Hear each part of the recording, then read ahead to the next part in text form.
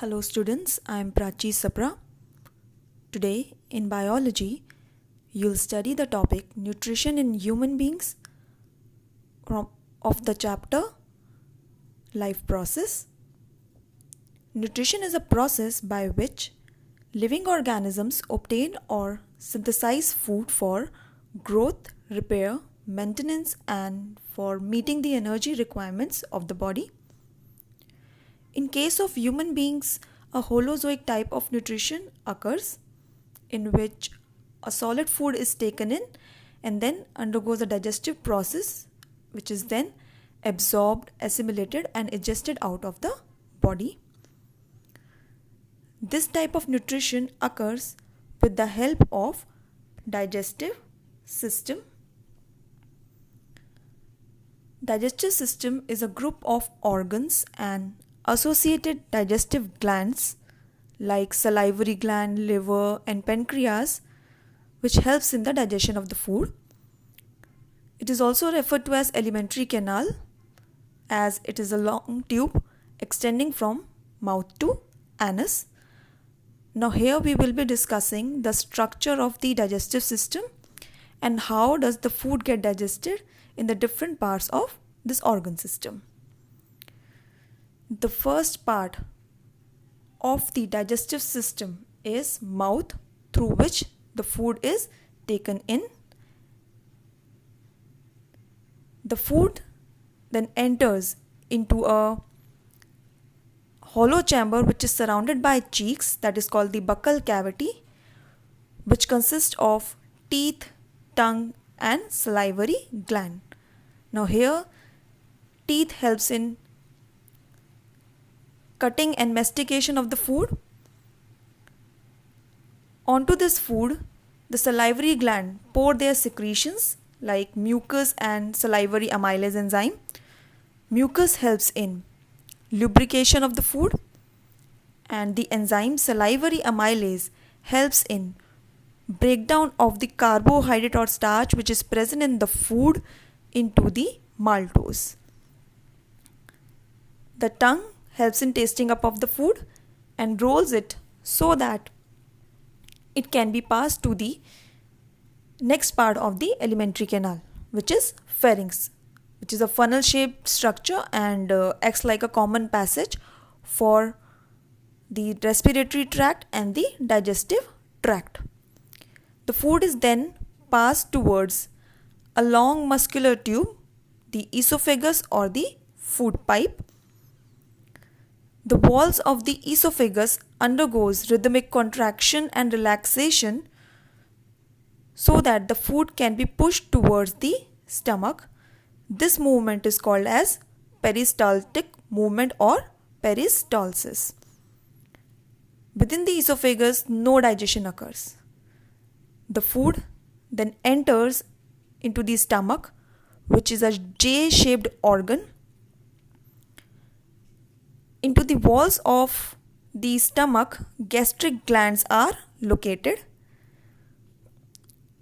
The gastric gland secretes the gastric juice and gastric juice consists of HCl, enzyme pepsin and mucus. The HCl creates an acidic medium within the stomach and stops the action of enzyme salivary amylase on the food. HCl kills the germ and activates the enzyme pepsin. Mucus protects the wall of the stomach from the corrosive action of HCl. Enzyme pepsin helps in breakdown of the protein into peptones within the stomach. So we can say the partial digestion of the food has taken place in the stomach. The food then passes towards the small intestine, which is a long and highly coiled tube. The first part of the small intestine is a C-shaped curved structure which is called as duodenum. Duodenum receives the secretions from two digestive glands, the liver and the pancreas. Liver is the largest gland in our body. It secretes bile juice. The bile juice is stored in a sac or a bag-like structure called gallbladder. Bile juice creates an alkaline medium, and when it is released into the duodenum, helps in conversion of fats into small globules of fat, and the process is called as emulsification. A leaf-like structure called pancreas is located in the loop of duodenum. It also pours in its secretion, the pancreatic juice, into the duodenum. Pancreatic juice consists of pancreatic amylase, trypsin and lipase. Pancreatic amylase helps in breakdown of the carbohydrate into glucose. Enzyme trypsin helps in breakdown of the protein into amino acid, and enzyme lipase acts on the emulsified fats and convert it into fatty acid and glycerol. So, the digestion of the food is completed as it passes towards the different parts of the small intestine. Now, within the small intestine, finger-like projections or folds called villi are present, which increases the surface area of absorption. The food is then passed towards the long intestine, which is wider than the small intestine. Within the small intestine, the water from the food is absorbed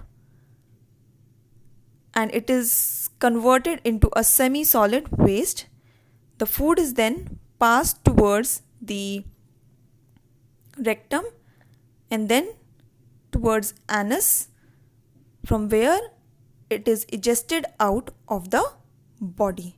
The opening of the anus is guarded by anal sphincter. Thus, the key events in the process of digestion are ingestion of the food through mouth. The enzymatic digestion of the food occurs in different parts of the digestive system, like in buccal cavity. Salivary amylase converts starch into maltose. In stomach, enzyme pepsin helps in breakdown of the protein into peptones. In small intestine, bile juice helps in emulsification of fats. Pancreatic amylase converts carbohydrate into glucose. Enzyme trypsin helps in conversion of protein into amino acid. Enzyme lipase acts on fats and convert them into fatty acid and glycerol. Then the digested food is absorbed with the help of villi present in the small intestine. The assimilated food or the absorbed food is used by the cell to produce energy, and the process is known as assimilation. And then the waste is thrown out of the body through the anus.